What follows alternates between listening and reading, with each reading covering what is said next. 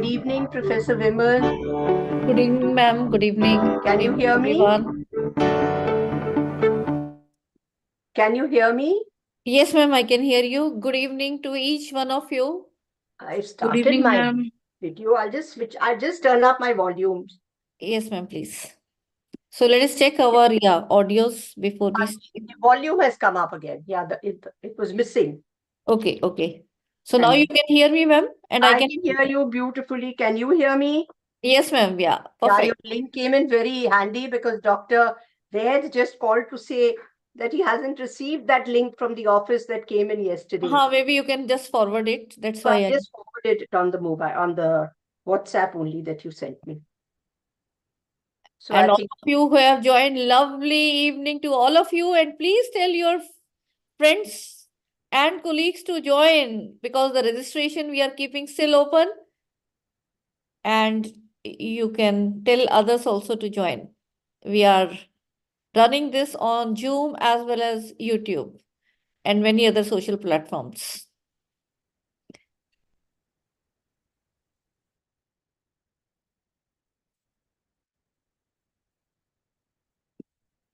And I'll request my team to please keep on looking for all the speakers and panelists so that they can be made co-host.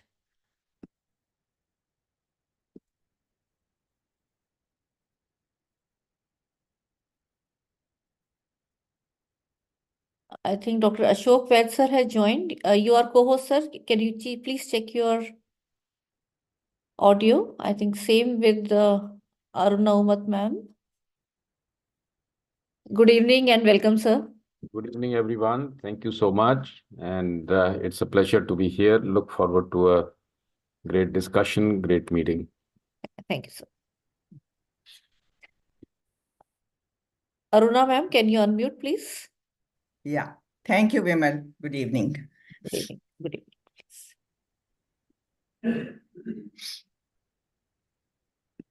I think Jyotsna ma'am also has joined. I can just see. You're still 5 minutes, so probably. Yeah. I thought that we'll just check the thing so that we start on time. And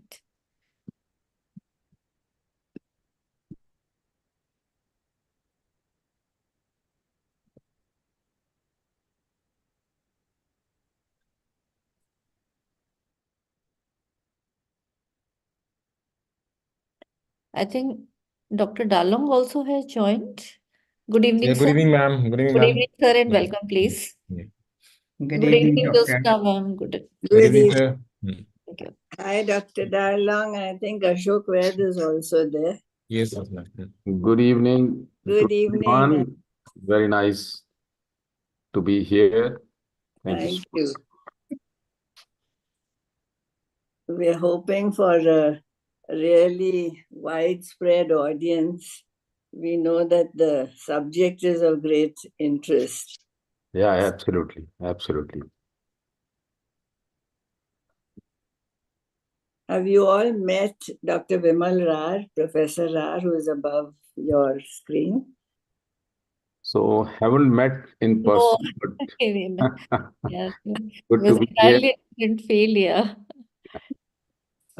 So Dr. Vimal is our technical partner.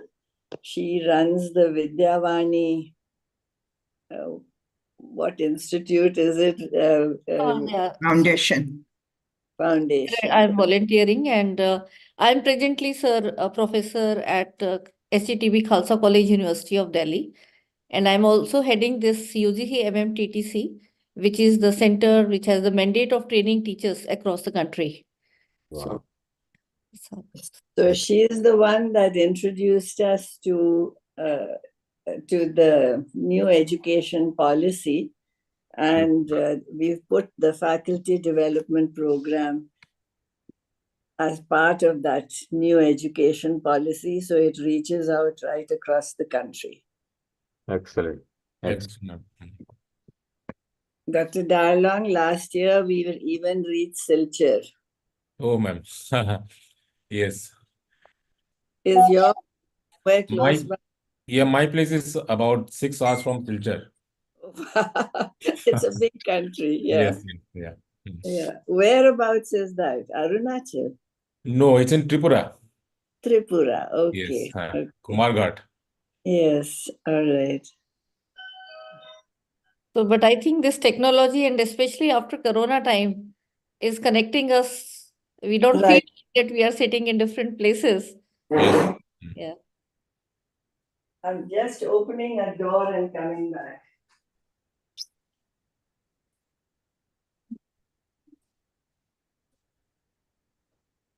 Andy.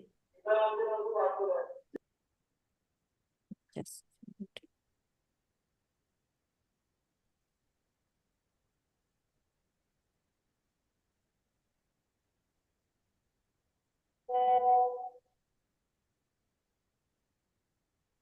Just 1 minute.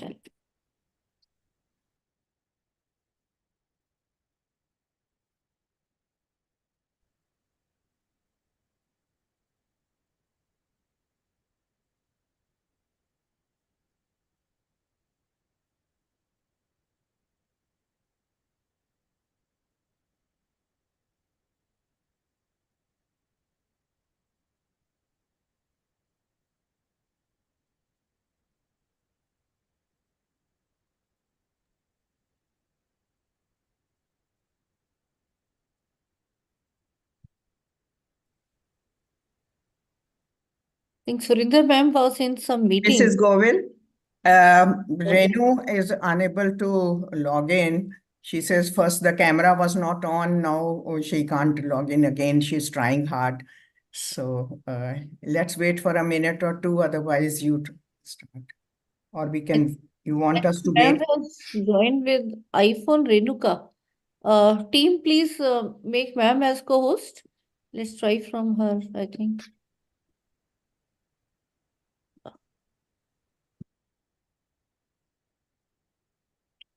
Now you can try, ma'am. Renuka ma'am.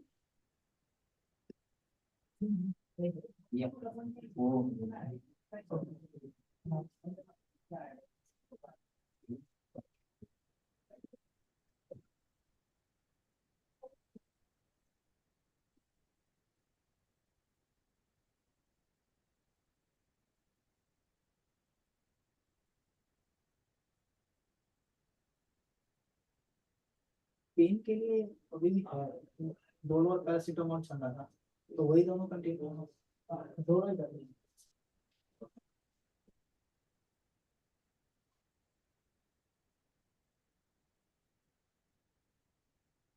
Jyotsna ma'am, you'll have to unmute again. I actually muted you because there was a background audio. So, yeah. So just So let shall we me wait. start? Or Should we wait for Renuka ma'am? I'd love to, but if Yeah. she's having a problem, she'll join up as she can and we can get started. Okay, ma'am. So What kind of audience do we have?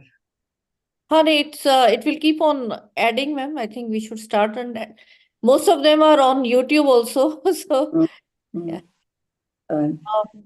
Let me just share my screen.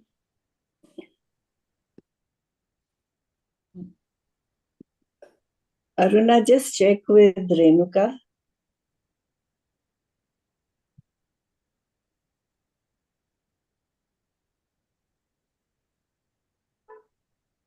She said she's trying to log in. And is Inderjeet there? I didn't see Inderjeet. Yeah, that's why I'm worrying. I'll just see. Hanji. Yes. Huh? I can. Are you logging in from my email? I think ma'am has joined with Realme. Please make ma'am as co-host. Okay, I'll just. I can see lots of conversation from there.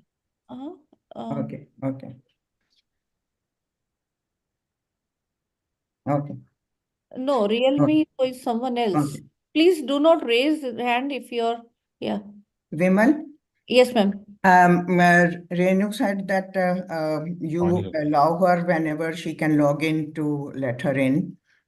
right? It is allowed. Yeah, the technical team is taking care of all those things. And Inderjeet, I don't know if she's there. Madam, Inderjeet, are you there? Let me talk to her. Yeah, and then start.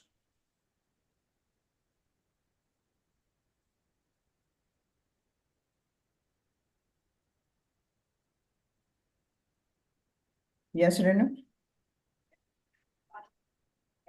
Okay. I can. Okay. Okay. Vimal, please unmute. Renu has joined. Unmute her. And So in the my team, others, please look into this.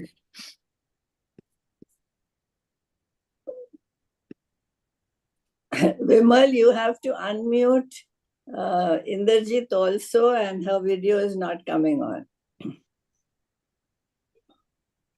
But please unmute me. We hear You you. are unmuted now, Renuka ma'am. We can hear you. Can you hear me now? Yes, Yes, ma'am. yes. Oh, you One can. sec. Let's try to unmute Inderjit also. Yeah. Inderjeet, I think she can check. Can she hear me? No, No, Inderjit. she can't. She's there on the thing. She wants to be unmuted, Vimal. If you can, I just messaged my team. So I think it will be done in the due time. bring them onto the screen, we can see them where they are. Let it be gallery. Ma'am, she's co-host. Ma'am, can you just try to unmute and check? Inderjeet ma'am? She is not able to unmute. She's asking you. Switch on your video. Her video is not working.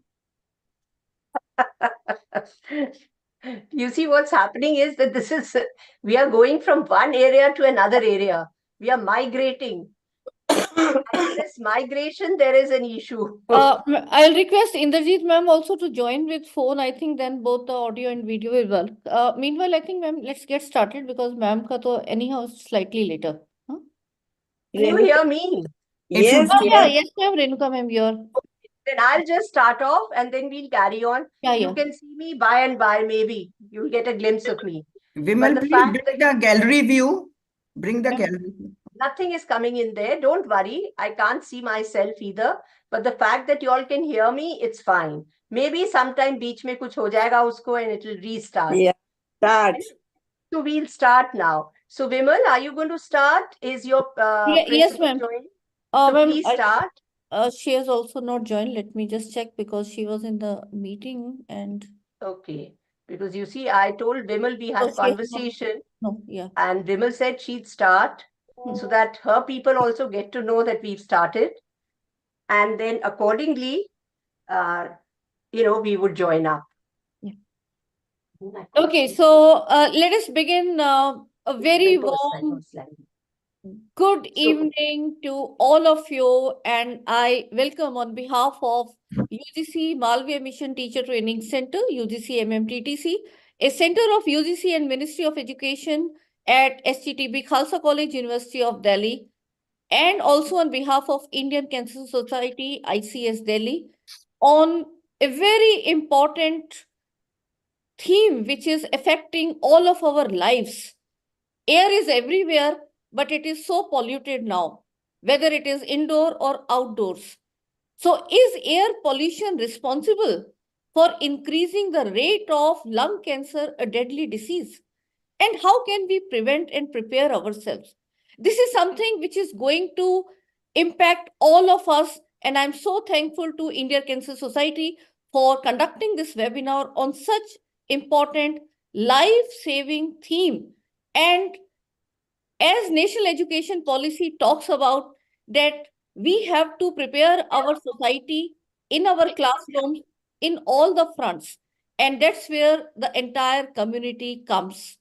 And on this important webinar, let me briefly tell UGC-MMTTC. It's a center of Ministry of Education and UGC. So I welcome you on behalf of UGC and Ministry of Education as well. And as we go further, we seek blessing from Guru Angad Dev Ji, the second of the 10 Sikh Gurus, in whose honor we have kept our center's name. And I also welcome you on behalf of my esteemed institution, Shri Guru Tegh Bahadur Khalsa College, a constituent college of University of Delhi. And I welcome both the distinguished speakers, Dr. Ashok Vaid, Chairman Medical Oncology, Medanta, Gurgaon. Welcome, sir. And Dr. L.M. Darlong, Head of Thoracic Oncosurgery at RGCIRC, Delhi. Very warm welcome to both of you, sir. Thank you. And I also welcome the entire organizing team, Mrs. Josna Govil, Chairperson, ICS Delhi, Mrs. Renuka Prasad, Honorary Secretary, ICS Delhi Branch, Mrs. Aruna Umar, Director Training, ICS Delhi, Dr. Inderjeet Sethi, Ex-Director Jagriti, ICS Delhi Branch, and her team. Organizing team at the rate GAD-MMTTC, I will like to acknowledge gratitude Professor Surinder Kaur, acting principal, who was perhaps about to join, but maybe I think her meeting is continuing. Let's see if by end of the webinar she joins. And I am Vimala, who is taking this initiative further. And thanks to the entire. And before I hand over this, Inderjeet, please. Inderjeet ma'am, please mute yourself.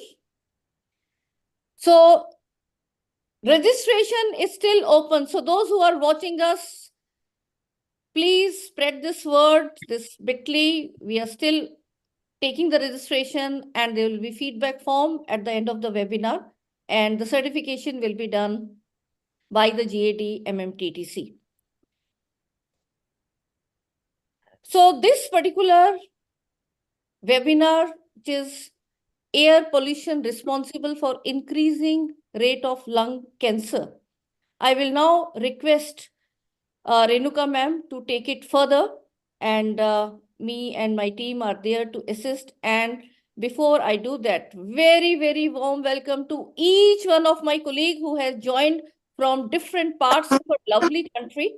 And perhaps many of their students are also watching. I've come to know that in many institutions, this is being run on projector with more than 100 teachers sitting with them. So good evening to each and everyone. And we are looking forward to a very, very fruitful interaction with this esteemed panel. So over to you, Renuka ma'am.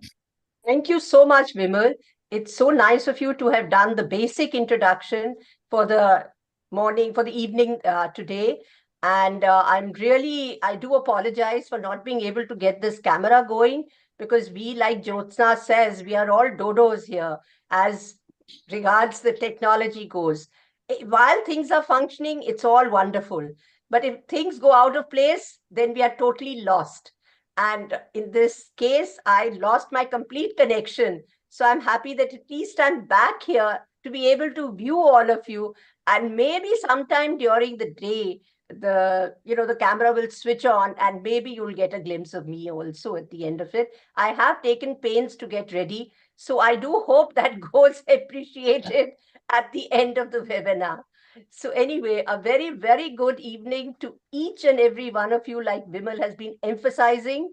And it's been a real pleasure to be able to get such esteemed doctors on our panel, such reputed doctors, and our own faculty out here, the training faculty, which is here headed by Aruna, along with Inderjeet, and of course, our chairperson who's always there for us, and Dr. Vaid, Padma Shri Ashok Vaid there with us, and Dr. Darlong.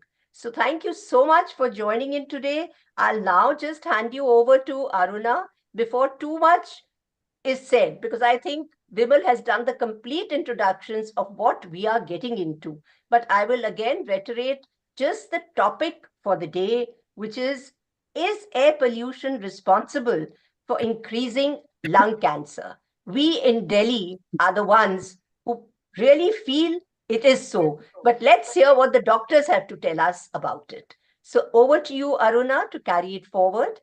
Thank you, Renu. Good evening, ladies and gentlemen. I'll briefly apprise you of the prestigious Faculty Development Program, abbreviated as FDP, particularly to those who were not a part of this program. Under the new Education Policy 2020, All higher education institutes are required to include credit-based courses and projects in the areas of community engagement and service. Graduation courses are now of 4 years duration instead earlier of 3 years. In the curriculum, there is due weightage of participation of students in various activities, projects, community outreach every year. In the line with this new education policy, ICS Delhi took the lead and designed the curriculum to train university teachers pan-India in cancer fundamentals. Accordingly, a week-long training program called Faculty Development Program was launched by ICS in July 2022 with the support of Guru Angad Dev Teaching Learning Center, Khalsa College, Delhi University. The program runs in 2 phases. In phase 1 of FDP, sessions on basics of common cancers were conducted on virtual Zoom platform by the ICS training team. Assignments, project work, and surveys were assigned, which were assessed by the ICS team. Phase 2 of the program involved teacher-student-based activity valid for a year after phase 1. Each qualified teacher entering phase 2 had to enroll 5 to 10 students and act as mentors to them for community outreach program of 3 months duration on cancer control.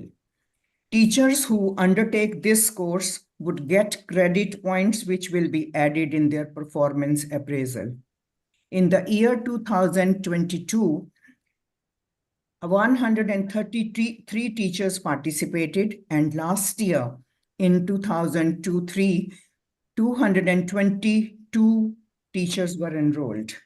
In both the years, we could get participation from as many as 21 states all over the country, 21 plus states all over the country, thanks to the efforts of Khalsa College Teaching Learning Center.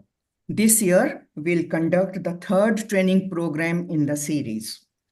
To the teaching fraternity present today, I would say that this webinar has been organized to update your knowledge by inviting 2 renowned oncologists from 2 very well-known hospitals of Delhi NCR.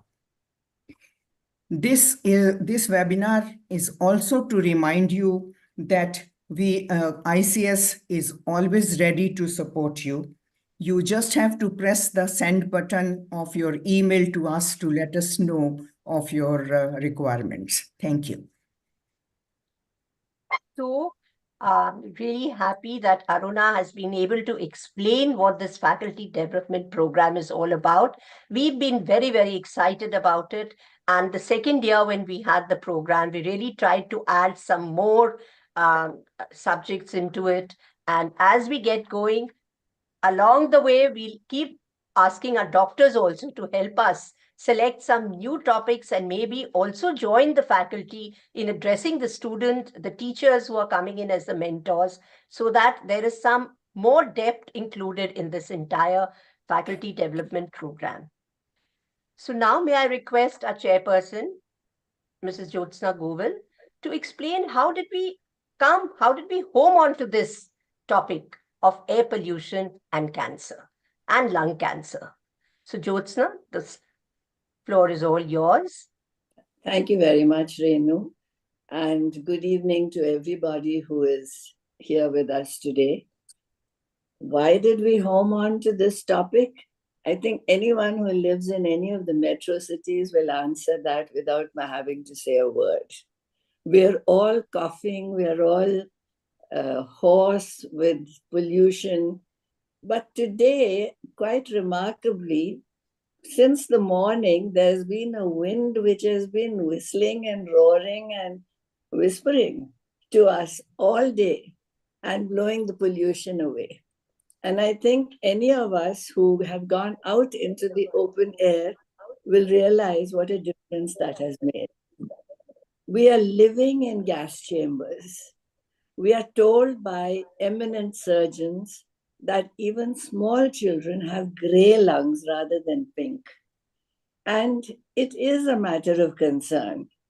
When we have polluted water, we can go out and buy a bottle of Bisleri or whatever else. What do we do about air? We can't sit with a mask over our faces all the time.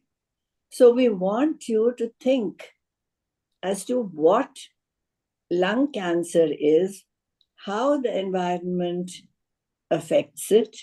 And I can't think of anyone better than these two wonderful people, Ashok Ved, an old colleague, an old friend of what, a quarter of a century, I think, Ashok, and Dr. Darlang, more recently known to me, and to welcome you both and to ask you, please demystify this. How do we work and live in this new environment? We talk of pollution, we talk of how the world is changing because of pollution. We are changing because of pollution.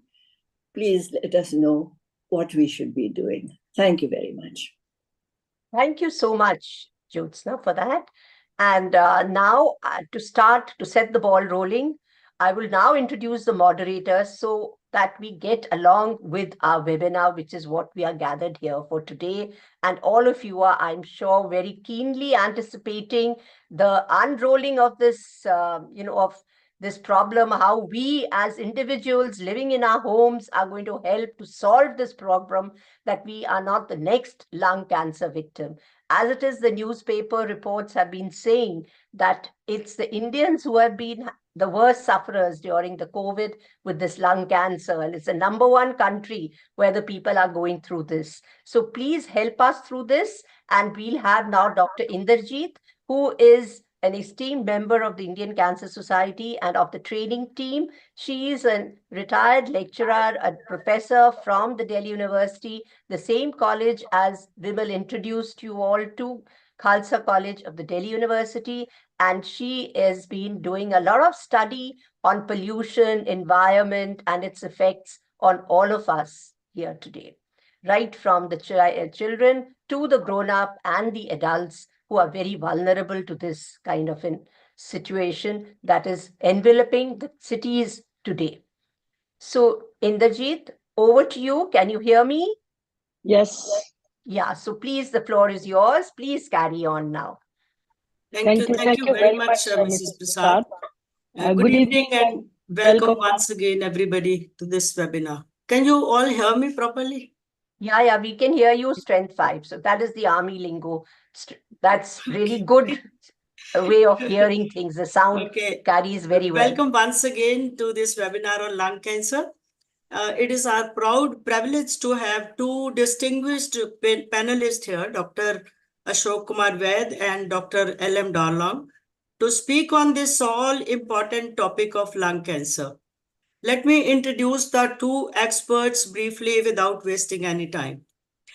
Padma Shri Dr. Ashok Ved is a reputed medical oncologist in India with expertise in the treatment of blood, lungs, skin, breast, and gastrointestinal cancers. He is famously known for performing among the first 25 bone marrow transplants in a private hospital in India. Dr. Ashok Ved's primary area of focus lies in leukemia, lymphoma, solid tumors, and the treatment of organ-specific benign and malignant tumors. He prefers to treat his patients using non-surgical and pain-free techniques that include hormone therapy, biological therapy, targeted therapy, and chemotherapy. Dr. Ved is counted among the top medical oncologists in the country, which is evidenced by his 30+ years of experience in the field. He is also among the few oncologists in India specializing in both adult and pediatric care. He has been associated with some of the best hospitals for the treatment of cancer in the country, including Rajiv Gandhi Cancer Institute and Research Center, All India Institute of Medical Sciences, and Artemis Health Institute. Presently, he is chairman of the Cancer Care Institute, Division of Medical Oncology, at Medanta, the Medicity, Gurugram. Dr. Ved has published several research papers in the prestigious national and international medical journals. He has authored several popular articles on oncology, which are available on YouTube. Some articles on lung cancer. There are 5 facts about lung cancer and quit smoking. Here is how you can improve your lung health. Audience are requested to go through these articles after the webinar. The most recent article he has written is on CAR T cell therapy. He actively organizes and participates in seminars and workshops for cancer awareness on a regular basis. In 2007, he was awarded Chikitsa Shiromani Award, and in 2009, he was conferred with the highest civilian award, the Padma Shri, for his contribution to the field of medicine in India. So, give a big round of applause for Dr. Ashok Ved. And now, briefly about Dr. L.M. Darlang. Dr. Darlang is head of thoracic oncosurgery at Rajiv Gandhi Cancer Institute and Research Center, New Delhi, since 2015. Before that, he was head of the chest wall deformity clinic at Fortis Hospital, Noida. Dr. Darlang is one of the few surgeons in India. He is dedicated to the care of non-cardiac thoracic chest diseases and focuses on cancer surgery of the lungs, trachea, chest wall, esophagus, and mediastinum. His special interests include thoracoscopic surgery, video-assisted thoracic surgery, which is known as VATS, minimally invasive repair of pectus excavatum for funnel chest deformity, and robotic surgery. Dr. Darlang pioneered advanced NUS procedure for pectus deformity in India and is the first in the country to perform advanced NUS procedure using technique of pectoscopy, crane lift, and pectus tunneloscopy. For the benefit of our audience, let me explain that a NUS procedure is a minimally invasive surgical repair to fix chest wall disorders. Dr. Darlang is a diligent medical scholar with publications in various index journals and is also a reviewer in various national and international journals of repute. In 2013, he was awarded the 3rd Medgate Today India Healthcare Award for Best Doctor in Thoracic Surgery and Thoracic Oncology. He too has written several articles in popular newspapers and have posted many videos on YouTube and Facebook on lung cancer. I will request our viewers to make use of them whenever they want to get authentic information on this topic. Dr. Darlang embodies compassion, dedicating his life to helping lung cancer patients navigate their treatment journeys. So a big cheer to both our distinguished panelists today who have done so much for the welfare of the public. With this introduction, let's begin with the volley of questions we have prepared for them. And I will just like to tell our faculty that after 45 minutes of the question answer session with the doctors, we will have 20 minutes for you. So whatever questions you have, please put them in the chat box and we will be taking it up later. So my first question is to Dr. Ashok Ved. As Mrs. Prasad also said and Mrs. Govil also have said that air pollution is increasing. And is there any relation with the lung cancer? Is the lung cancer cases we are hearing today, they are increasing because of the air pollution? So this question is for Dr. Ved. Is it really the cause? And is there any urban or rural divide in this? Thank you, Dr. Sethi. And at the very outset, very good evening to everyone who's on the program, and my sincere thanks and gratitude to everyone for bringing me on this program, the Indian Cancer Society, Jyotsna ji, Renuka ji, and many others who have been associated over a long period of time. Now, going back to the question that is air pollution the cause. I think it's a well settled now. The debate is well settled in medical science that air pollution is definitely contributing to the rising incidence of lung cancer, the change in the type of lung cancer we are seeing, and more women getting affected because of lung cancer, and between the rural and the urban divide as well. Let me take a minute to explain that. The contribution of air pollution, even in the Western world, is so very different. In the US, it is thought that about 1 to 2% of the lung cancers happen only because of air pollution. Majority, of course, we know that smoking is the cause, tobacco is the culprit. Now, come to Europe and come to UK, they believe that 1 in 10 are because of air pollution. No, look at the difference. And UK air is much cleaner than Delhi air or Mumbai air. So you can imagine the migration from UK to India in terms of the rising pollution and in terms of the number of cases we would be actually confronting with. There is a red alert. Actually, if the PM 2.5, which is the smallest particle which can get into the lungs, we can inhale that, and it gets settled in the last part of the lungs, which are the small sacs, air sacs, alveoli. And what do these 2.5 do? We can't see that. We just cannot see these 2.5. Now, these are so small, so tiny, like we never saw the COVID virus. We never saw the coronavirus. But we only knew that it exists, and we were using those masks to protect ourselves. It settles, causes inflammation. And let me share with the audience that cancer is a inflammatory disease, is a pro-inflammatory disease. There is a swelling in the organs from where the entire story begins.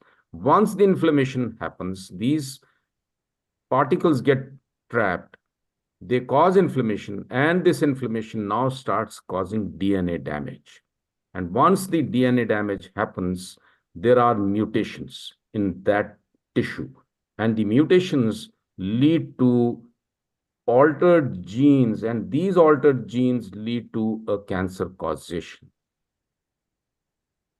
It's not only for lung cancer. Now we understand that for majority of the cancers, there is some genetic abnormality, which is the trigger for tumor causation, for the tumorogenesis, for causation of that tumor.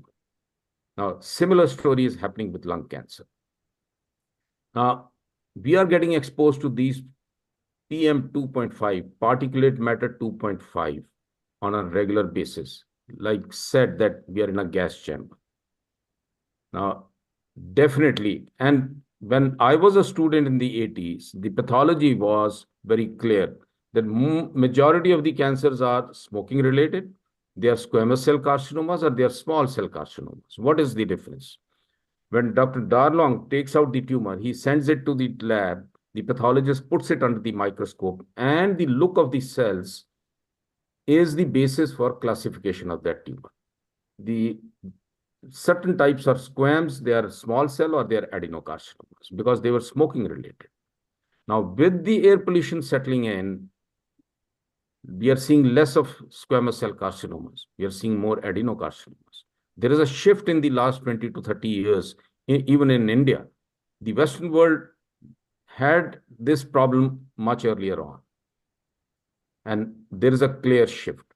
So the short answer is there is a rise, and we know the rise is because of the rise in the lung cancers, rises because of those small, fine particles which are floating around in the air. We can't see them. And this is a long process over a period of time. When we are bombarded with these particles, there is a change in the lung, and therefore a rise in the lung cancer incidence.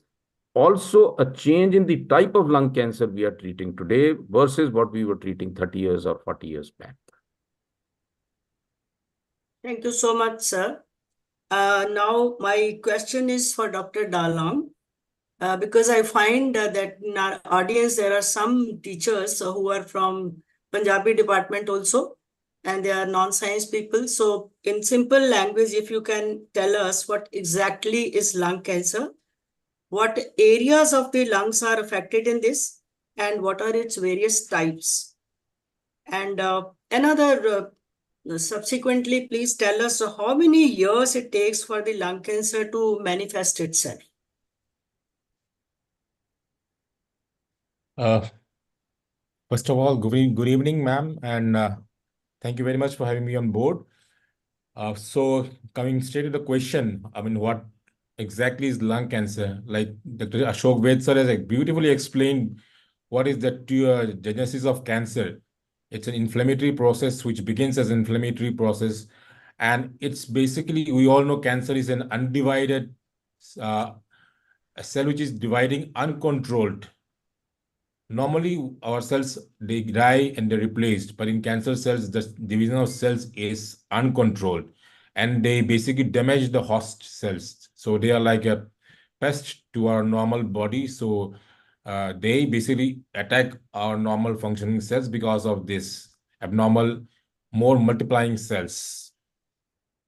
So you ask again, what part of the lung is affected? We all know our lung is like a balloon of air. We breathe in there, oxygen goes inside, it's absorbed by the blood circulation system. From there, the heart pumps and send out the oxygenated blood to our circulation. So basically, the lung, any part of the lung can be affected. We got the right lung and left lung. On the right side, we have got the lungs divided into lobes, upper lobe, middle, and lower. And the same way on the left side, because of the presence of the heart, it's smaller in size. So we got the upper and the lower. So any part of this area in the lungs can be affected. And from a treatment point of view, if we say just only one part of the lobe of the lung is affected, so in that case, it becomes basically a more early disease.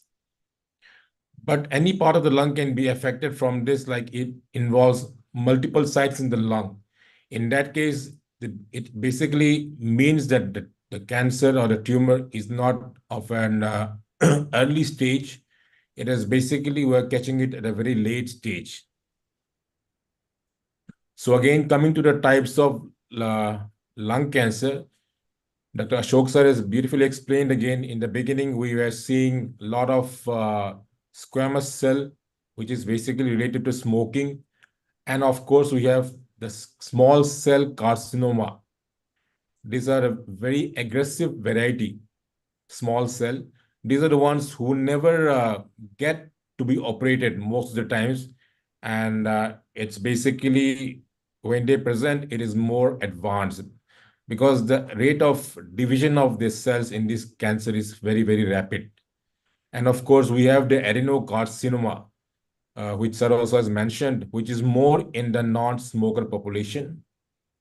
So roughly the common ones are the squamous, adeno, and the small cell.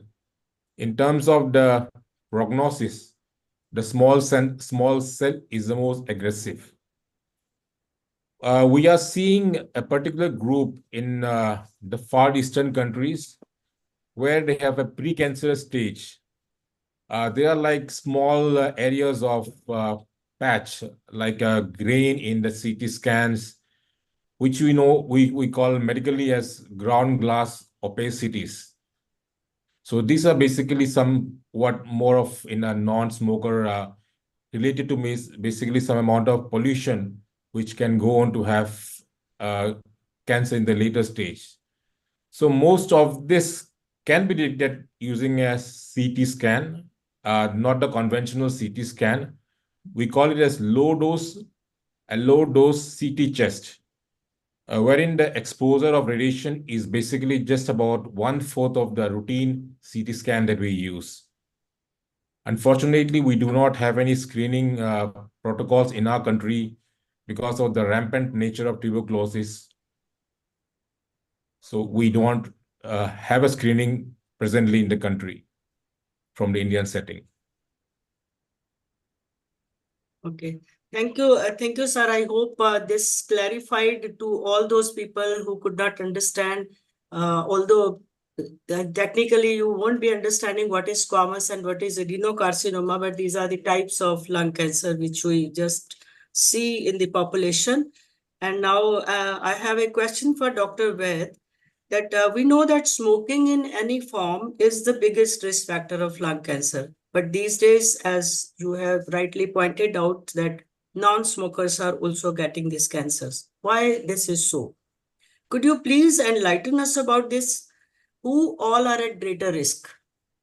Like, the policeman, traffic policeman, or asbestos worker, are they at risk? So maybe they are in the non-smoker category, or a housewife who is using LPG or CNG. And CNG, of course, the auto wallahs, because the common people now think that CNG is responsible for this. So what is your take on this? Thank you, ma'am, for this very, very pertinent question, that there is a rise, there is a shift in the type of cancers we are seeing. And what exactly is the reason? So we know that tobacco accounts for about 80% of the cancers. If you smoke, there is a high chance of getting lung cancer. And if you have a smoker at home, then you are also inhaling the secondhand smoke. So the partner is at risk. Everybody is at risk if there is an individual smoking at home. Now, that brings us to a very important point about the indoor pollution. Number one, I'll come to that in a minute. And then there is a radon gas, which is actually comes from the soil. This is a breakdown product of the uranium which is in the soil from the radioactive substances in the soil. And this is also one of the reasons for the indoor pollution. And radon is like small radioactive particles. Once they are inhaled, they go and settle in the respiratory tract. And I can say that they act like tiny atom bombs and damage the tissues. So let's come to the indoor pollution. Indoor pollution is, as I said, secondhand tobacco. Number two is the radon. There are households where the radon levels would be high. And it is presumed that 1 in 10, though this is a Western data, we don't have data from India, that 1 in 10 houses would have a radon level which is higher than the acceptable. So individuals living in that household would be subject to high levels of radon. The other causes for indoor pollution are open fire, where wood is being burnt, stoves, kerosene, and of course, the coal and the charcoal. They're all actually bringing out those substances which are carcinogenic, and of course, and the problem is more in the low and the middle income countries, because they don't have access to the cleaner fuels even at home. So that's a huge issue, and the question about policemen, other professions, because policemen are being exposed to the diesel exhaust, diesel fumes. And diesel fumes, today we are talking of the environmental issues. Diesel fumes are bad, and they are actually, emitting all those chemicals, gases, which are harmful to the lungs. And then there are a myriad. You look at the list, it's a very long list. And these are nitrates, these are sulfur dioxide, carbon monoxide, and so on and so forth. So they're all actually harmful to the lungs.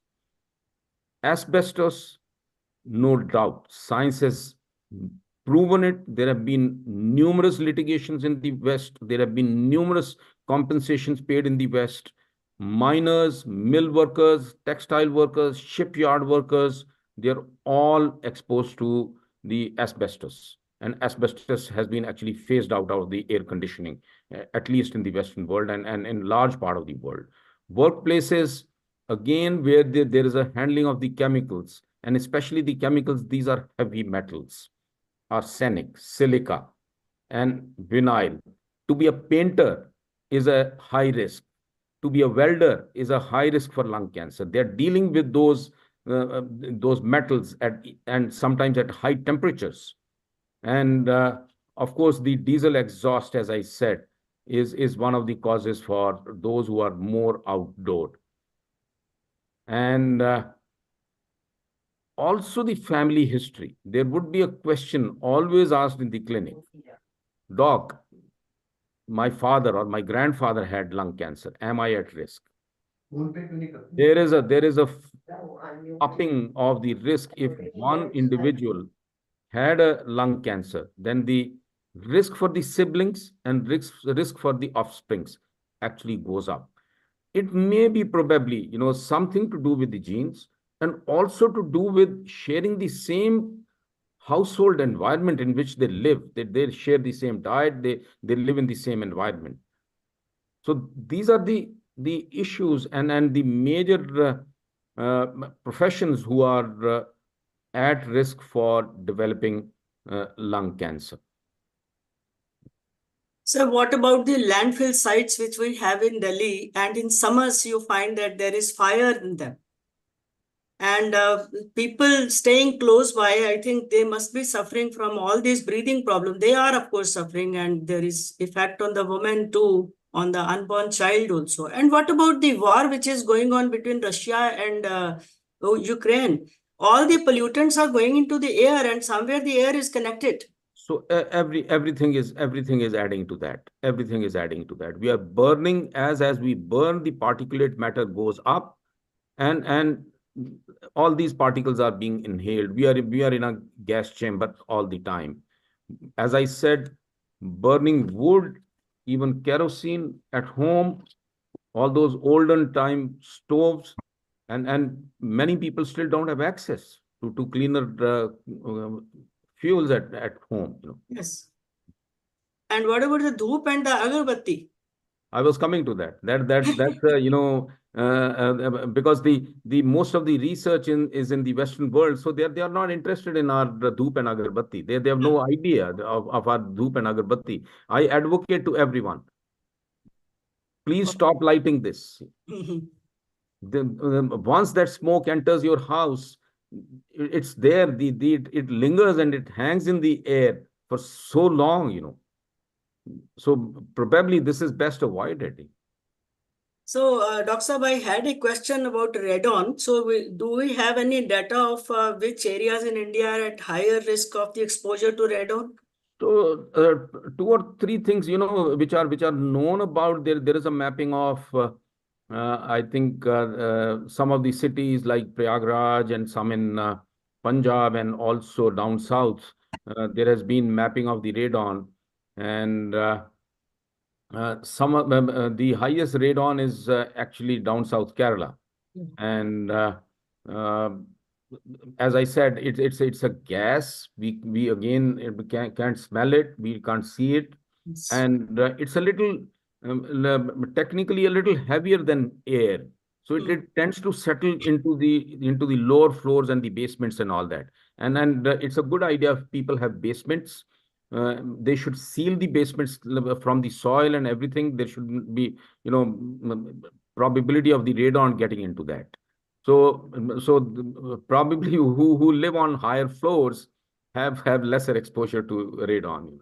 And an interesting part, which is though connected to it, the incidence of cancer is less in those dwelling units which are built on agricultural land. The incidence of cancer is higher in reclaimed lands where housing societies have been built on, because there is a higher background radiation.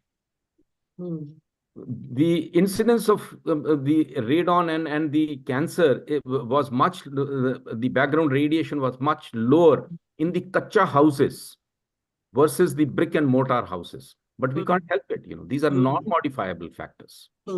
We can't now live in those kacha houses back again just to avoid that radon.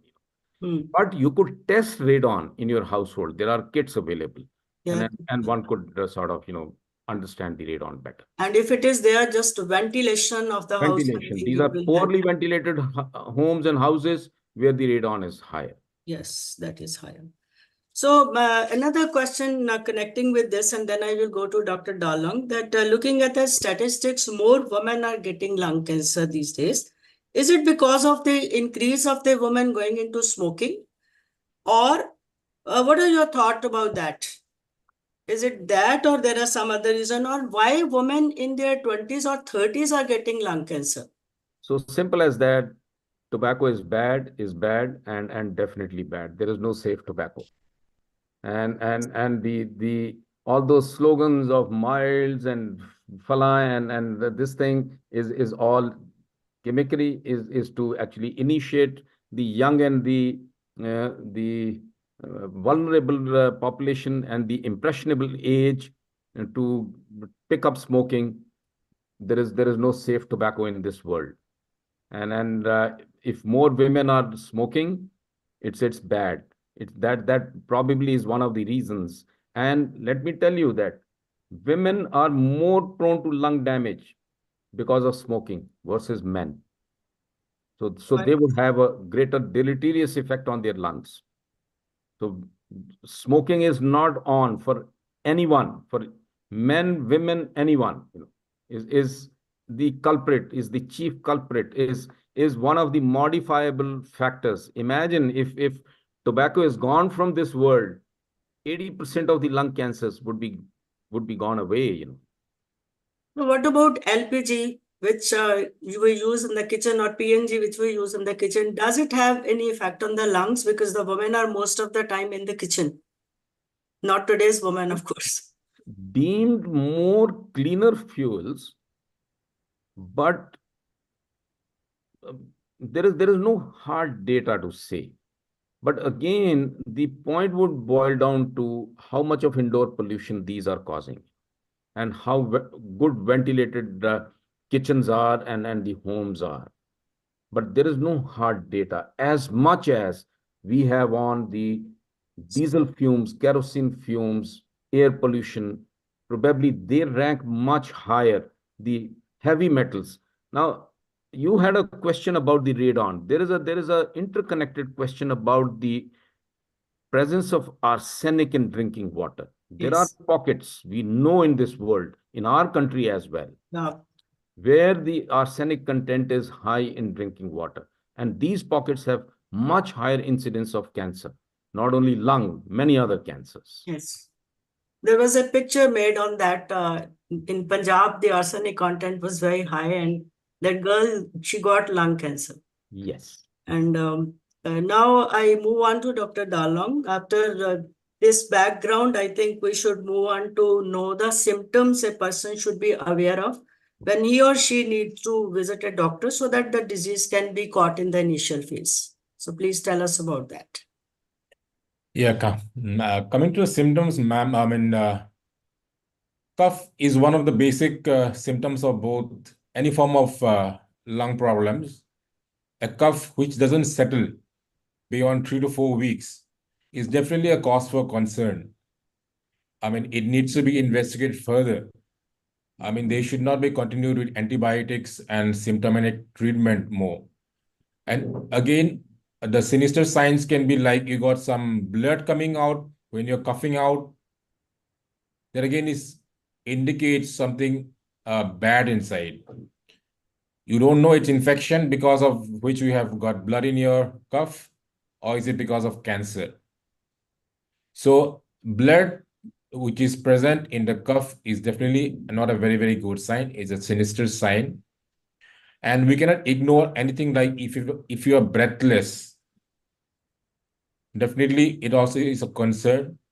You're able to do your normal activities, but suddenly you start having breathlessness on your normal activities. In that case, you definitely need to be concerned about what's the cause about this.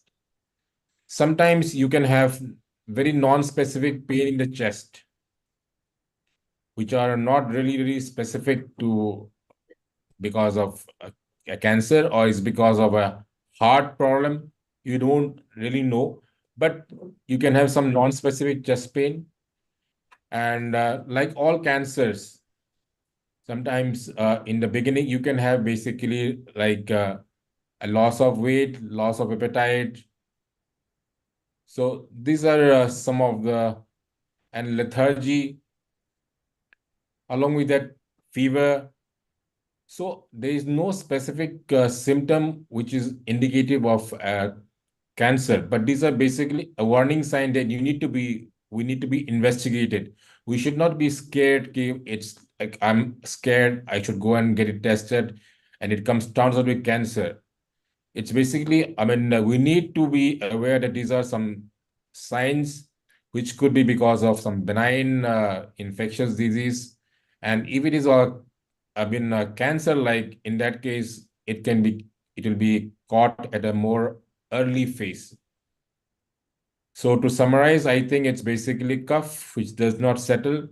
The presence of blood in our cough is definitely a warning sign.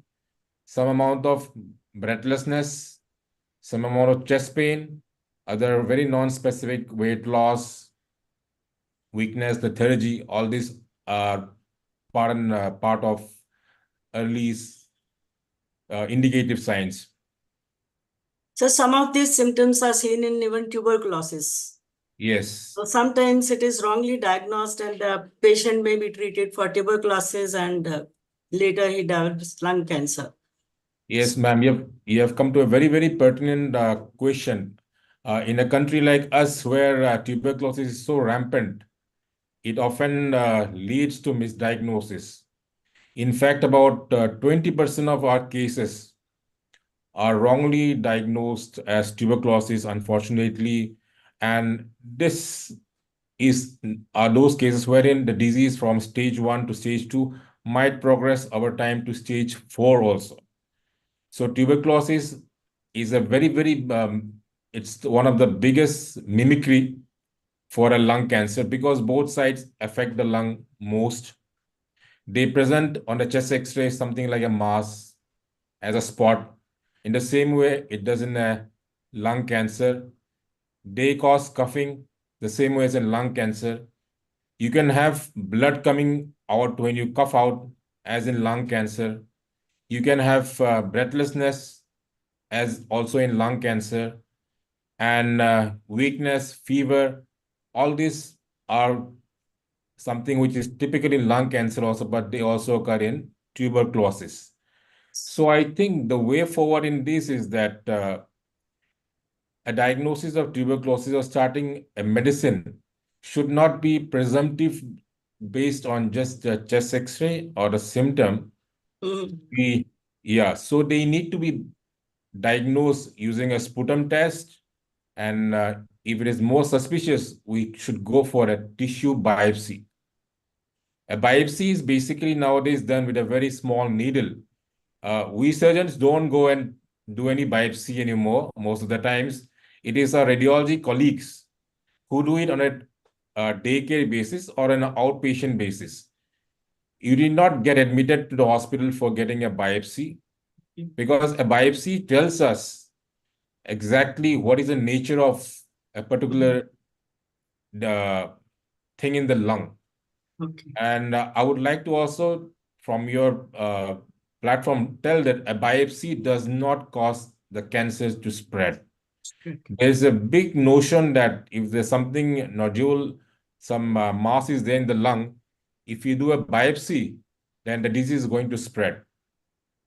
So this is a very, very false notion that we have. But actually, biopsy is the key to giving us a correct diagnosis and going for a correct treatment. Dr. Saab, I want to ask, there was a recent article in the Times of India, and they reported that long-term lung damage has been caused because of COVID to Indians, and many children as well as adults we found are asthmatic. Will that be a threat to lung cancer along with the COPD in future? Ma'am, the cases of COVID which we had, I would just want to emphasize that during this very period, during the COVID, many CT scans were done. People are basically diagnosing their COVID based on the CT scan. And as a blessing in disguise, I would say, we caught many lung cancers at a very early stage. those were what I would say part of, I think it was like a screening. Just to screen for a COVID, we could catch a few lung cancers at a very, very early stage. Coming back to in terms of the lung injury and causing malignancy in the future, we still do not have any data to say that. But obviously, any case of COPD, like Dr. Ashok Ved sir has said, it's an inflammation. Any inflammation, if you keep irritating your lung, it's inflamed. Just like smoking is basically continuously irritating your lung. In the same way, like tobacco chewing, it's continuously irritating your oral cavity. So in the same way, anything which irritates our lung in the long run is definitely going to cause some amount of mutation in the inflammation and definitely a possibility of lung cancer. But definitely we cannot say about COVID, is it going to cause lung cancer? It's still too early. We've just seen it a few years back only. But most of the COVID cases, they have taken time to recover. Those severe cases, they have taken more time to recover, but most of them, come back to normal, except for the few very severe cases who needed lung transplant. We must have heard a lot about lung transplantation for post-COVID sequelae. Otherwise, I personally feel that most of the cases have settled over a period of time, with some amount of little bit of, you always try to recall it back as being a case post-COVID. We always tend to go back into that. In terms of inflammation, I've said like tuberculosis. In TB, we have seen that when the lungs, when it heals, it sometimes heals in a normal way. The lung becomes absolutely perfect, normal lung healing is taking place. But in some cases, the healing is very severe. It leaves a scar in the lungs. A scar-like tissue in the lungs become smaller also, they become fibrosed. And the same way in case of COPD also, the lungs get scarred. So in such cases, yes, a tuberculosis and a COPD is definitely a risk factor for lung cancer in the long run. Thank you very much, sir. Now the question I have for Dr. Ved. We all know that conquering lung cancer is early detection, but early stage lung cancer is only diagnosed in 15% of the population. And when it has spread to the other organs, the survival rate comes down drastically. What suggestions do you have to put the screening mechanism in place in India?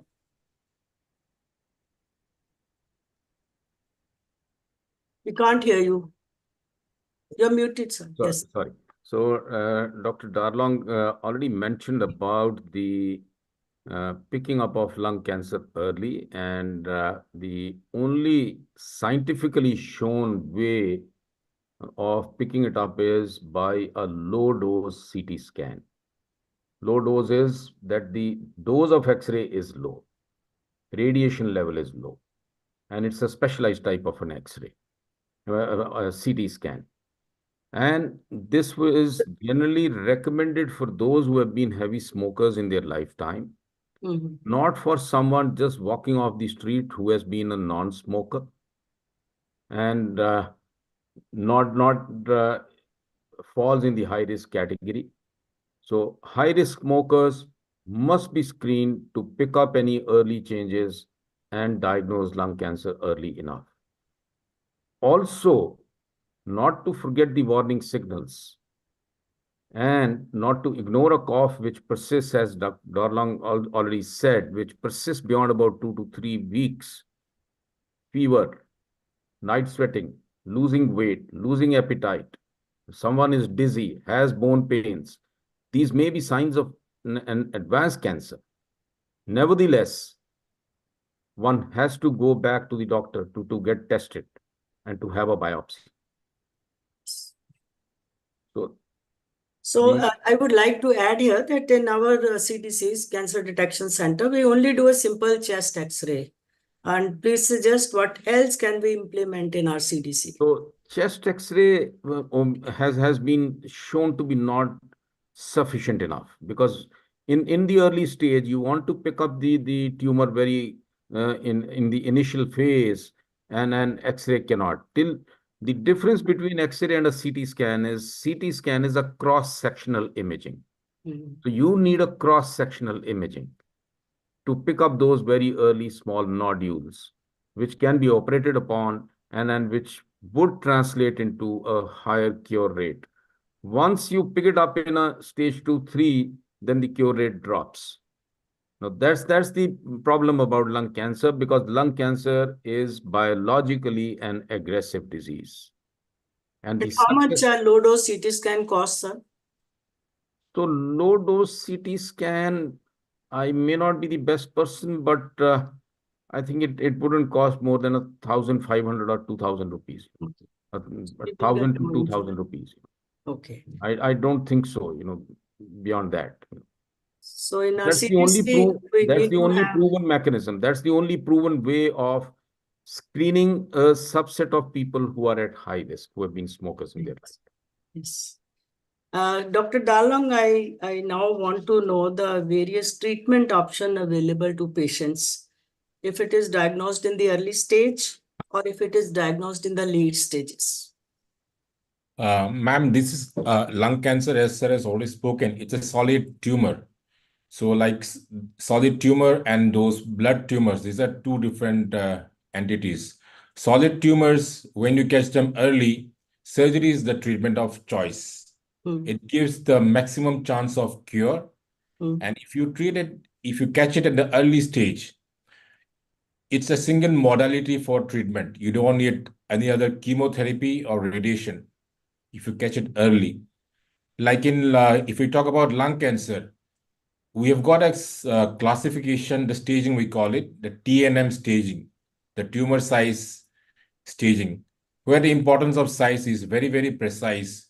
We have classified the tumors based on the size from up to 1 centimeter, 1 to 2 centimeter, 2 to 3 centimeter, 3 to 4, 4 to 5, and 5 to 7. That's the importance of size, because when you catch the tumor at the size less than about 3 centimeter, it's basically stage 1.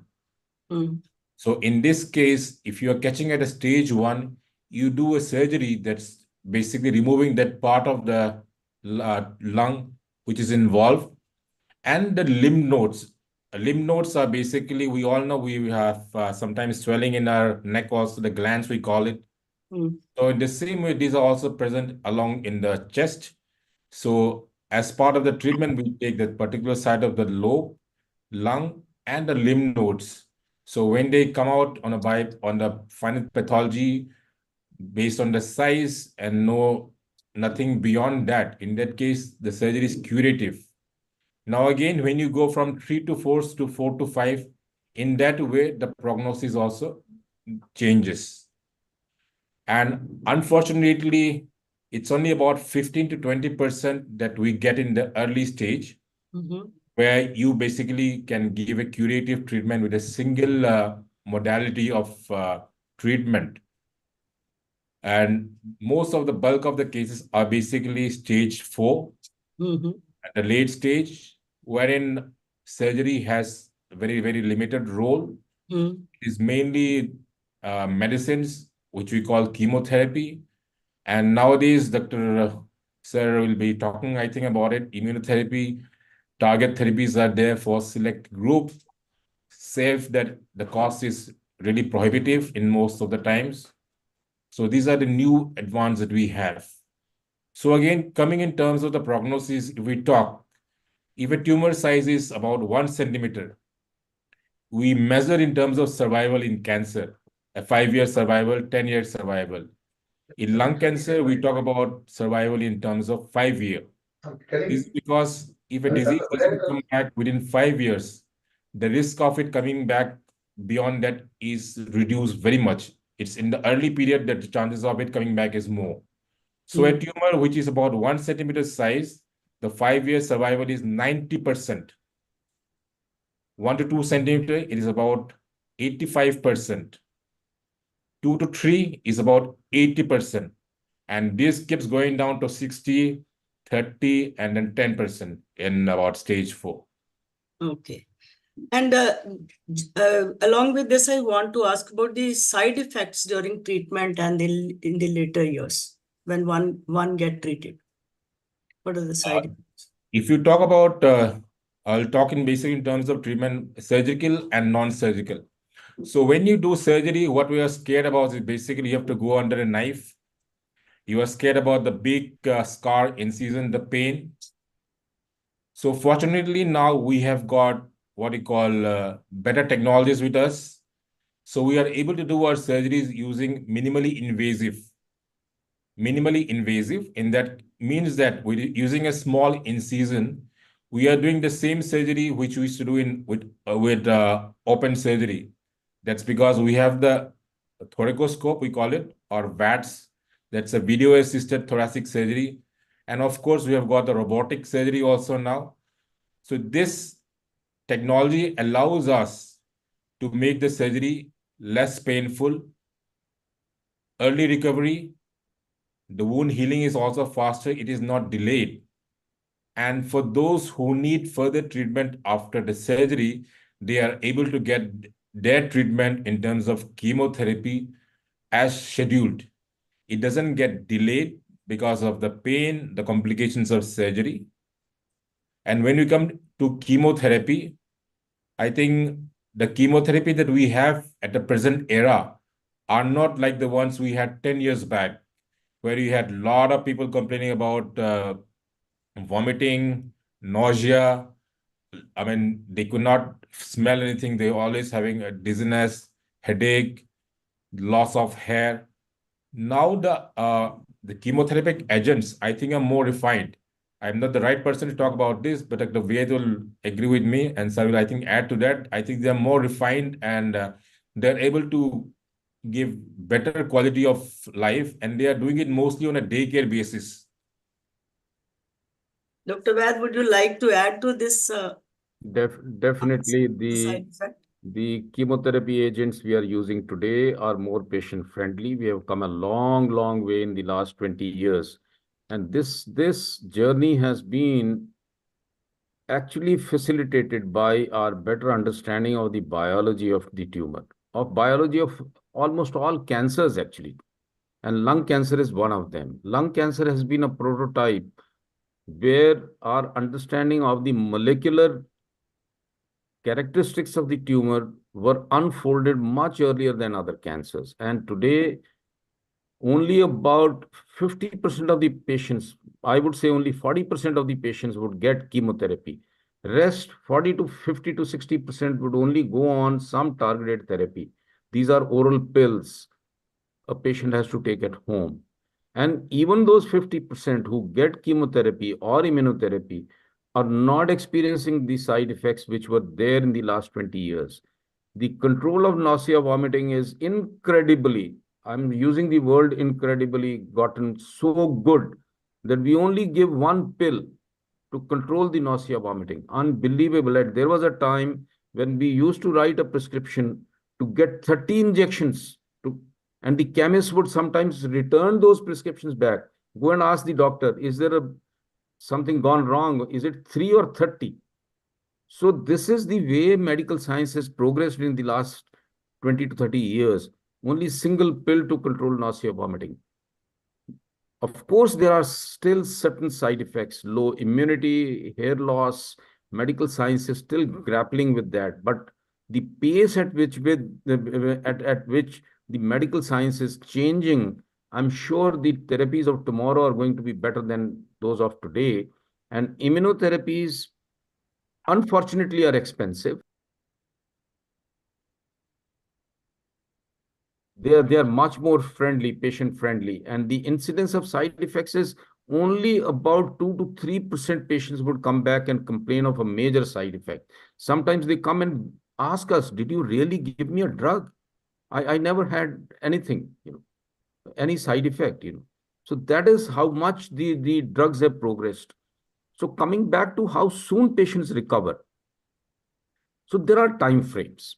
And these time frames are determined by the retention time of the drug in the body system. Average time is about 3 to 4 weeks, and add another 3 to 4 weeks. So in the initial phase, which is the immediate and the intermediate phase, most of the patients would be out of their sickness, their weakness, and then their low appetite and lack of social interest and all that in the initial 6 to 8 weeks, max about 12 weeks. And even if somebody had a hair loss on account of chemo, would revert back in the next 3 to 6 months' time, and they're back to their normal lives. Yes, elderly patients, diabetics, cardiac patients, they may take a little longer. And I can tell you that most of the patients today are going back to work. They are meaningfully employed. They're productive. They're since there are teachers on this platform, I can tell you the teachers are so happy going back to school because students want them. Students need them. And then they're so happy going back. Most of them are back to their duties. And gone are the days when we used to give long medical certificates of 3 months rest, 6 months rest. Probably no in today's time. You are right there, sir. I had gone to a school and a teacher was standing there and she was bald. And I just asked her and she said she has come straight from getting chemotherapy done. Excellent. She is coming for the class. Great. And I took her Lovely. picture. So That was gratified to hear really that. heartening. And I think now many people have listened to you and they won't be afraid of getting the treatment done because many people, they feel that, oh, chemotherapy, wo nahi karani hame. So moving to the next question, Dr. Oh, Dal. excuse me, Inderjeet. I Huh. think we are now running out of time. Yes, but this Can is we my go on? last question. I have just I want to know how can we keep lung cancer at bay? So that is very essential to find out Yeah, from that's him. true. And then That we is move because to there the are quite a few questions in the chat box also, which I hope you have noted. There are plenty of them well, there. I've got a list of them, about 8 of them out here. Many okay. have been discussed and assessed also, Yes. but all the same, I think they would need to get an acknowledgement that they asked these questions. Okay. So anyway, let the doctors answer this last part. Okay. How can we keep lung cancer at bay? So then we move to the chat box questions. So keeping lung cancer at bay, we all know smoking Ah. is the number one cause risk factor which we can avoid. That's the number one thing. Stop smoking. Ask somebody to stop smoking. There are many quit smoking clinics nowadays where people are counseled about how to quit smoking. If you find somebody who is basically willing to quit smoking, we should encourage them to go and visit a quit smoking clinic because it requires some amount of psychological support to quit smoking. It doesn't just active smoking, we know passive smoking. The whole family gets affected, the person around him gets affected. Next comes pollution. This is something unavoidable. We cannot really avoid pollution. We have got N95 mask, but to use N95 mask in a hot summer is definitely not at all possible. And next, people are using air purifiers at home. So this is also one way inside the house, okay, we can avoid to some extent, but it is more practically applicable, I think, to those people who are suffering from asthmatic or some COPDs or some allergy in the house. It will be more applicable to them. But to universally say, I think it's not really feasible. So in terms of the pollution, air pollution, I think Dr. Ved is the raising a whole hand here. world is working towards basically clean air and what do you call carbon footprints. People are working towards that. Globally, this is the next thing everybody's talking about. Europeans are talking about, because if we see lung cancer in the West, smoking has reduced, but still they're having a higher incidence of lung cancer, which they attribute to smoking. In fact, the latest study which came was basically from South Korea, which has got clean air, from England, which also has got clean air, and from Taiwan. I think all these three have got clean air, and they found smoking was associated with, lung cancer was associated with air pollution in the females with non-smokers. So practically, only thing I would say is smoking is the only number one thing we can basically stop. The rest is basically legislation needs to come in terms of cleaner air. Okay, now Dr. Ved is wanting to say something here. Very quickly, I tell all my tobacco users that shun tobacco, give this up, and go and tell 50 others to shun it and make a list of those 50. You will come out as a hero in your lifetime. yes, that's Yeah, really Indrajit, will you take on the questions? yes. Or should I just read them out? Whichever way you want. Yeah, you can read them out because I just saw them. See, there's the second, the person from Kashmir, just M, has asked again the same question that he asked about these epidermal fiber. Do the seeds of the popular trees which are there in Kashmir, they shed this epidermal fiber, they spread that around, which is quite like, I suppose, the fiber that comes from the cotton tree, the semal tree in North India also. Does it cause lung cancer, is what he was wanting to know. Nobody would have an answer to that, I'm not sure about that. Okay. There wouldn't Then be. again, that goes with the scents and perfumes, dhoop, agarbatti, you already explained. Yes. Then the Biopsy. safety of biopsy has been explained very well by Dr. Dalong also. Now the detoxing of the lungs and yoga. Yes. I think there's a connection between the two. Which Yes. of you, either of you doctors can answer that? Who would like to do that? Let Dr. Darlong take that. Okay, Dr. Dalong, do you think there is a connection? And do you think we should do our yoga sessions every morning to be able to breathe in, breathe out good air? The bad Yeah. air comes out, the good air goes in. Yeah, in the morning we get the best air. So I think, that's the time when you can basically get fresh air, which you all need.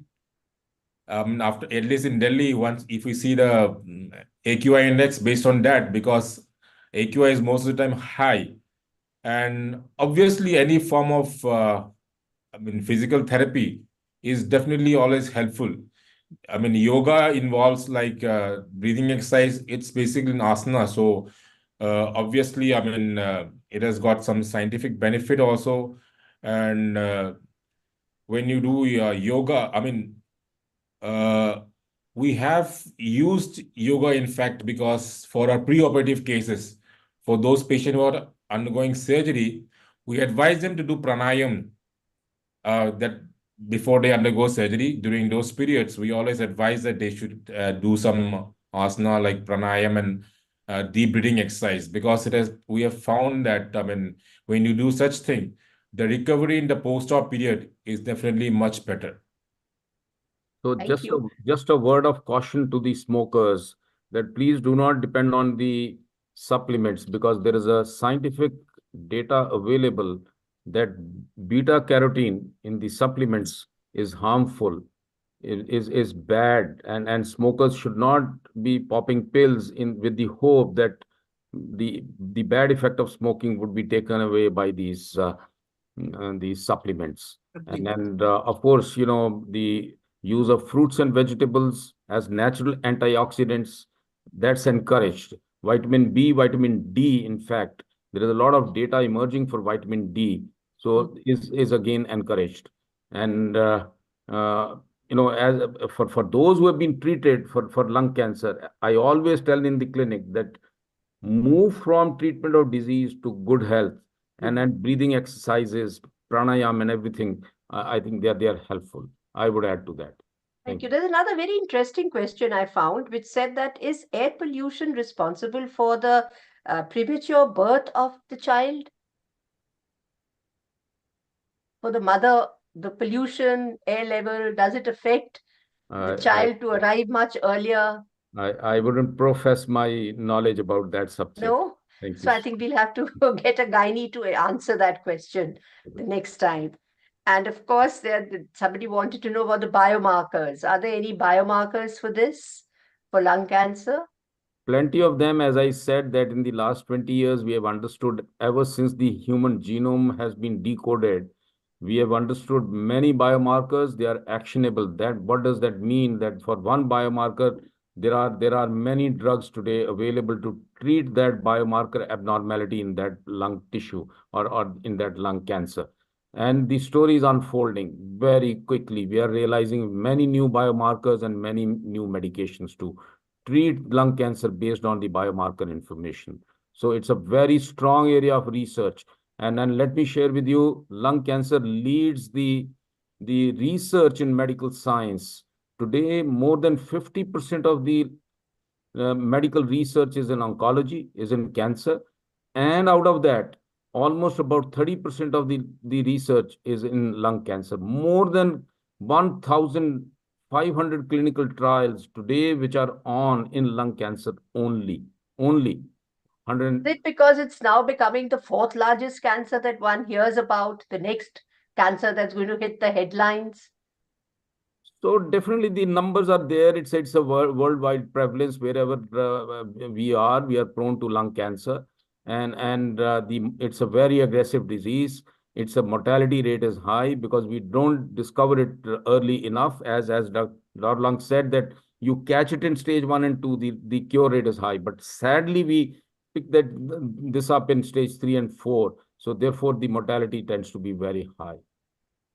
Well, I think There with is another yeah, question, sarcoidosis, Aruna? can it cause lung cancer? We have missed that. It was Can I ask in one sarcoidosis. question? Sorry, missed that question. There was something.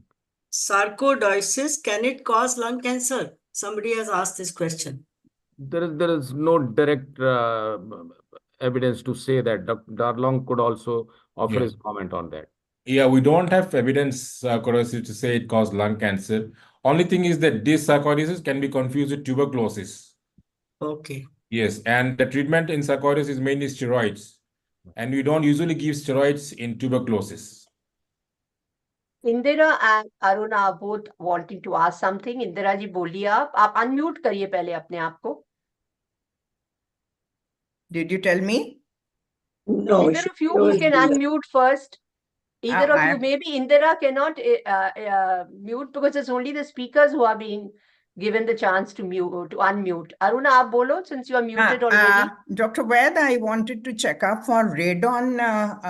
Is there any practice of radon testing here? Because in other countries they have it. So if you Google, even Amazon is selling those, but I'm not sure how much is the standardization it's not being and how much is the validity and authenticity of these kits. Right. Thank you. Can Indira ji be unmuted, Vimal? Yes, ma'am. We have made a provision that all can unmute. So please raise your Okay, hand. so please unmute Indira ji. You can unmute, she's saying. Doctor, Yeah, you have been unmuted. Boliye. Thank you very much. I just wanted to know that, with the evolution of mankind, the mutations are taking place in our body. I think the chromosomes, everything, the genetic buildup is changing inside. Can that be responsible for more cancer patients? And if it is so, how can we prevent it? So very simple. There are two types of mutations which happen in the body. One, certain mutations we inherit from our in the family line, which I may have inherited from my parents. And the classical example is the BRCA gene, breast cancer associated gene. We know that, we understand that, and there are many other genes which medical science understands. That is a constitution of the body. Every cell in the body would carry that gene. So that is, one is born with that. You can't change that. The other is the acquired genetic abnormalities, acquired gene mutations. And as I gave an example that the PM2.5 particles, they go and settle, cause inflammation, cause DNA damage, cause a gene mutation. So many such chemicals, many such stresses on the body, the ionizing radiations, the chemicals, pesticides, insecticides, whatever is going into the body is damaging the cells. And these are acquired. And these acquired gene abnormalities also lead to cancer. So inherited as well as acquired both lead to cancer. Yeah, Jyotsna? Yes, I have a question. I'm not sure to which one of the doctors. Some years ago, we came across cases of women, Sikh women, Sardar women, who were not exposed to tobacco, but who developed cancer and very fast growing lung cancers. Now, just lately, we've been hearing more and more cases of young women who have been diagnosed with something called ALK positive lung cancer, which manifests in the 4th stage in young women. What is it, doctors? And, why is it happening so much? So, there was a article in one of the very reputed medical journals about a couple of years back on why cancer happens and what are the hypotheses, what are the reasons behind cancer in general. And of course, all those causes are listed, as I said, some mutations, some chemicals, pesticides, insecticides, tobacco, everything. And the editors finally also said that you have to be unlucky also to get cancer. Yes. This is in one of the most reputed scientific journals. So that part is we don't know because we haven't unraveled everything in this world. Now, coming back to your observation that women from a particular community who never were exposed. Now, imagine a lot of things, even in the manufacturing of insecticides and pesticides, there are chemicals, and these are called as forever chemicals. Because once they enter the body has no mechanism to get rid of them. They get deposited. They're there forever. But pardon me for saying, I'm not going to take names, but 500 kilometers up north, whatever crop is being grown is being bombarded with pesticides and insecticides. And let me scare all of you. What are the vegetables which get the maximum insecticide and pesticides? Are the ones which are most vulnerable to pest infestation. Aapka bhindi, brinjal, your leafy vegetables, they get several rounds of insecticides and pesticides. Can anybody tell me how many rounds of pesticides happen on the apples which are grown in Kashmir Valley? Maybe more than 20. So we are living in a artificial world, in a make-believe world where everything is getting controlled. And the animal fodder comes from that crop. It gets into the milk, it gets into the ghee and butter, and it gets into the water which is flowing down through the Yamuna and others.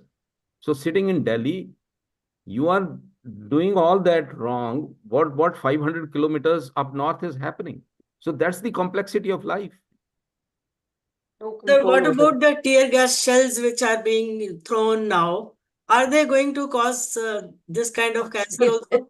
Because it is affecting the respiratory system, I believe. I'm not sure about that because I have no information about what goes into that, what chemicals. Dr. Darlong, if Sulfur you dioxide I cannot really say, but I just want to highlight this PM 2.5. I mean, if you don't mind, I'll just share the slide of this particular one.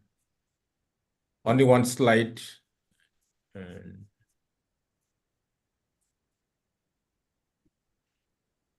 You can see, I mean, can you see it? Yes. This PM 2.5 we all talk about is basically 3% of the width of our hair. My God. That's just how so minute it is. And it is basically the number one enemy causing lung cancers in non-smoking. It's just 3% of the width of our hair. So I really don't know how are we going to prevent this from entering our lungs, because the bigger ones, that 10 microns, are stopped by our nostrils. Yes.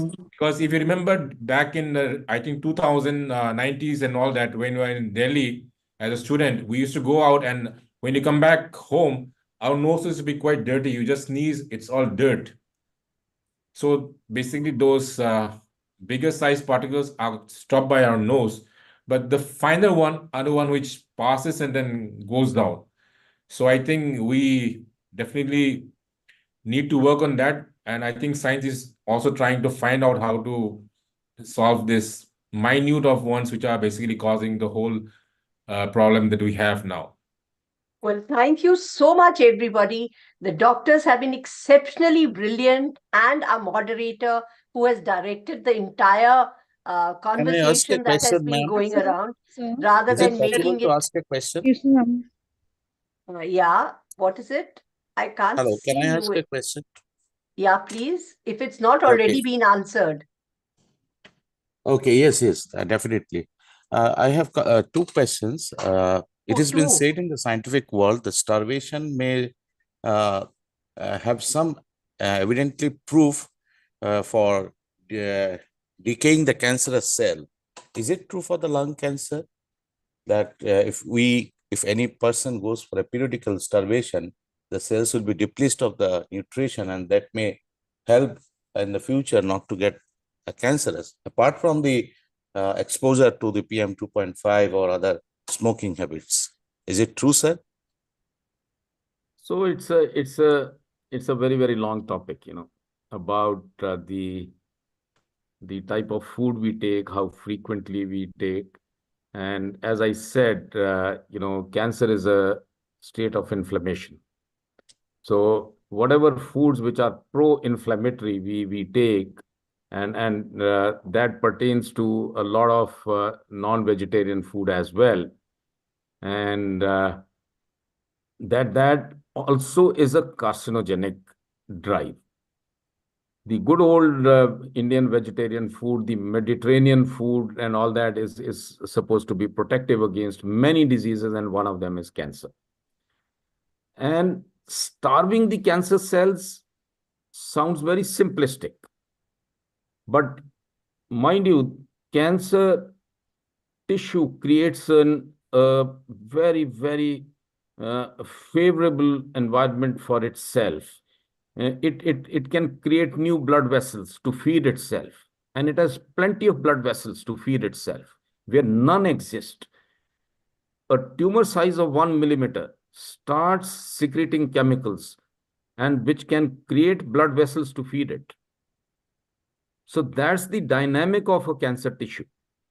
It sounds simplistic, but there are several doubts, and there are several debates around it.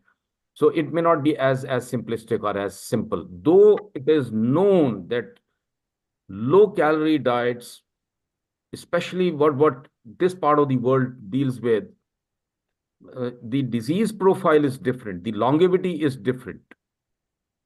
Why? Because you're getting benefits from many other diseases. You have less diabetes, you have less obesity, you have less cardiac disease, you have less cancer, you have many other diseases are less when you are on a more favorable diet.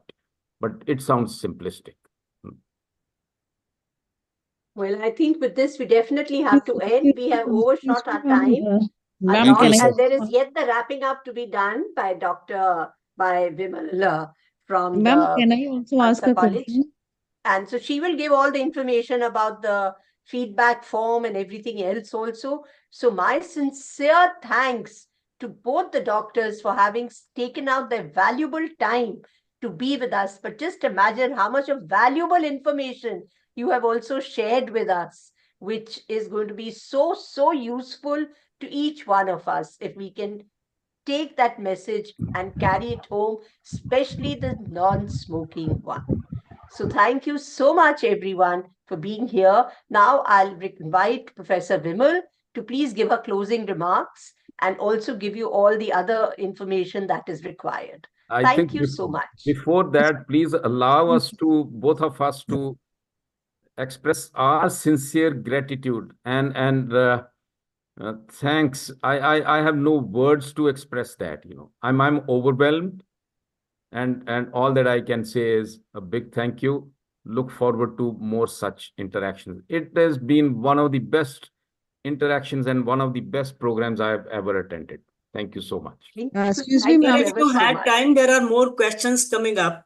But we'll send them to you and maybe get some more thing. It's not only them, but everybody else who's logged in also. We are time bound for Yeah. something. I mean, we've been going on like this for quite a while now. We overshot our time quite a bit already. So now I'll hand you over to Vimal to close the proceedings also. Thank you, Vimal. Thank you so much. And what I will like to make the closing remarks is, first of all, I will like to thank profusely both the doctors, Dr. Ashok Vaid sir and Dr. L.M. Darlong. I think it has been really wonderful panel discussion and obviously moderation of the entire ICS team. The feedback link is open for all the colleagues here who have joined. They should put up this for getting the certificates. At the end, I will like to say, because I think coming from the education background, entire society is getting nurtured in our classrooms. So can we, along with our physics, chemistry, bio, commerce, geography, etc., can we work on this? And rightly said by both the doctors, like the tobacco control, can we transfer it to 50? So imagine every teacher in this country transferring it to 100, 200 students every year. It will take time, but I think gradually this is what the community change we need to, not only in the lung cancer, but so many things. As a chemistry teacher, can I look into the pesticides and the different particulate matter, their size, the weather conditions, all those things? There's so much to be done, research that we have to be looking into, take our students from subject point of view and also take them to the community and help make this everyone aware, I will say, but then also help those who are the so-called unlucky ones to have got into that infection, and how we can do the moral boost to them, that if they are there, how the additional support, and it can be also in terms of monetary support. So many angles I think emerge, and I think all of you are getting ideas that in the education system, how we can really help our community to be working towards this, and that ideas we can also try to integrate in serious project, as we have done with the FDP phase 2 of cancer awareness with our colleagues. And I'm sure that we will be working on more such ideas, and special thanks in the leadership of Jyotsna ma'am. I think, ma'am, we should continue this as a series of webinar, so touching on different themes, and we will keep on requesting very esteemed doctors like Dr. Vaid and Dr. Darlong to be with us at more such instances. So it was really a wonderful opportunity for me also to be knowing so much about, because it's not about XY, it's all about all of us. And I think this is where we should be working as a team. And I'm happy that SGTB Khalsa College is working in close collaboration with Indian Cancer Society. So with this collaboration, I think we can try to reach each and every nook and corner of our lovely country, India, and try to really make it lovely in the sense of the clean air, so that our tourism and everything flourishes and we are able to contribute a better India. So with these words, thank you so much, everyone. And the feedback link is open. It is shared in the Zoom, it is shared in the YouTube, and also on the screen I have showed you. So those who have missed out, and one more opportunity I am giving you, if you have missed out and if you think that you need to take this information in your institution, so even if you have a single teacher attended, write a mail to us or write in the feedback link. We can use this webinar and you can use it for making awareness to your fellow colleagues and many others. So this will be like an ongoing webinar for all of you, and let us take it in that spirit that we touch as many of us in the society. So thank you That's so really much. good. Thank you so much. Thank you, everybody. Thanks once again. Good night and a happy Sunday ahead for all of you. The weather seems to be fine tomorrow. So have a good picnic. Thank good you so picnic much. and open the door so that the good Yes, air open the flows doors, inside go also. outdoors, enjoy. Yeah. Thank you so much. Thank Good you. Thank night. you so Good much. night. Thank you.